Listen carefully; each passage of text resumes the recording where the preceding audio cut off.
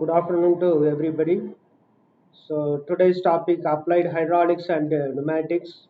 So title is fluid power.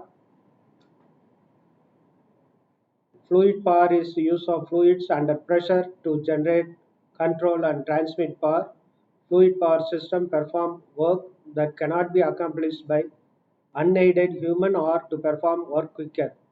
Fluid may be liquid or gas. Both of them take shape of the container it fills. Fluid power technology, in its earliest forms, mostly took advantage of the motion of fluids or, scientifically speaking, of its kinetic energy. But the present day oil hydraulics mostly depends on the pressure energy of the fluids rather than its velocity, and in some cases, it is even called hydrostatic transmission of power. Fluid power is subdivided into hydraulics using liquid such as mineral oil or water, and pneumatic using gas such as air or other gases. Hydraulics is mechanical function that operates through the force of liquid pressure, which is predominantly incompressible. Pneumatics works with pressurized gas or air that produces mechanical motion. Air is clean and freely available. Fluid power technology in its earlier form mostly took advantage of motion of fluids or, scientifically speaking, its kinetic energy. Fundamentals of fluid power system.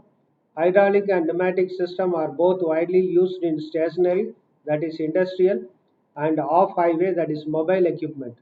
Hydraulic systems are widely used when heavy force or torque is involved, such as lifting loads of weighing several tons, crushing or pressing strong materials like rock and solid metal, and digging, lifting and moving large amount of earth. Pneumatics is widely used for fast-moving repetitive applications such as pick-and-place operations, gripping and repetitive gripping or stamping.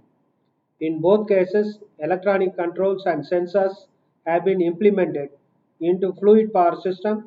These electronics make hydraulic and pneumatic system faster, more precise and efficient, more reliable, and allow them to be tied into statistical process control and other factory and mobile equipment control networks.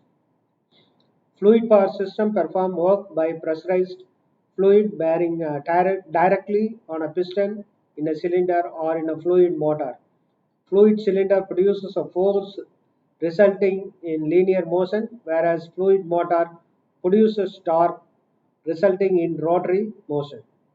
With fluid power system, cylinders and motors, also called actuators, do the desired work. Control components such as valves regulate the system. Fluid power system advantage: high horsepower to weight ratio.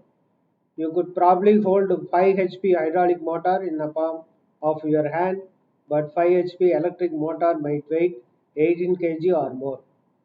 Safety in hazardous environment, because they are inherently spark free and can tolerate high temperature. Force or torque can be held constant. This is unique to fluid power transmission. High torque at low speed. Unlike electric motors, pneumatic and hydraulic motors can produce high torque while operating at low rotational speeds. Some fluid power motors can even maintain torque at zero speed without overheating. So, pressurized fluids can be transmitted over long distances and through complex machine configurations with only a small loss in power. Multifunctional control. Single hydraulic pump or air compressor can provide power to many cylinders, motors, or other actuators. Elimination of complicated mechanical trains of gears, chains, belt, cams, and linkages. Motion can be almost instantly reversed. Another advantage. So when you talk about disadvantages, so especially oil is messy in general. Leakages control may be a problem.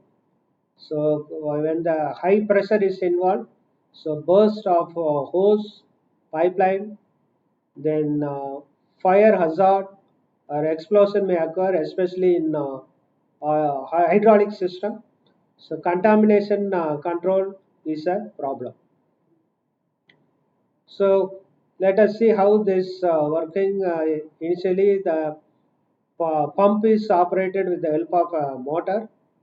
Then it is connected to the actuator. That means the input power from motor is used to pump this hydraulic fluid, or then hydraulic fluid is used to actuate the actuator. So these are all the basic what is it element of this system. So when you take this formula for power, so power is nothing but force into velocity. So force in terms of pressure multiplied by area multiplied by velocity. So area into velocity will give you flow rate. So power is equal to pressure multiplied by flow rate. A fluid power system can be broken down into three main segments.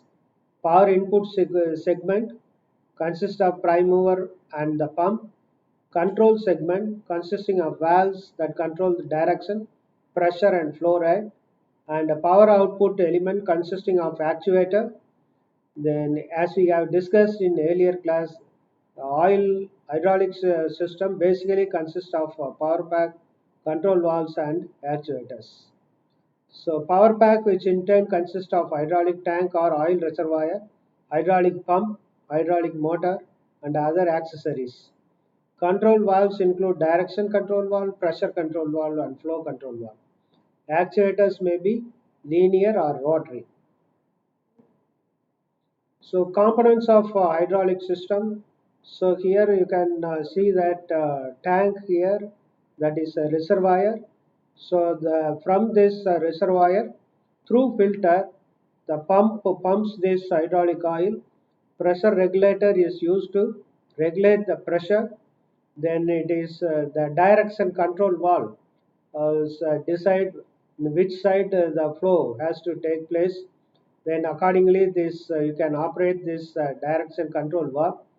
So then based on that, the actuator can either move up or down.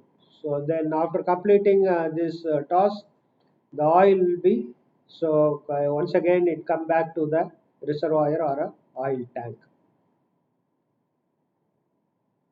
So then here pump is operated with the help of a motor. So that is the source of energy for the pump. So thank you very much for watching this video.